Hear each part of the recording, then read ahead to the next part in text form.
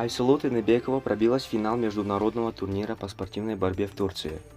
Турнир Ясар Догу 2018 стартовал 27 июля в Стамбуле. Айсулу Тыныбекова выступала 28 июля в весовой категории до 62 кг.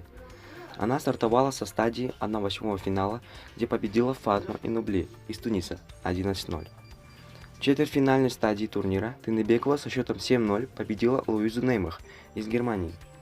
В поединке за выходом в финал кыргызстанка в упорной борьбе сломила сопротивление представительности Азербайджана Эльмиры Гамбаровой 4-2.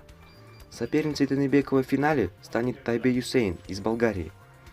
Начало финальных схваток в весовой категории до 62 кг в 20:30 по бишкекскому времени 29 июля.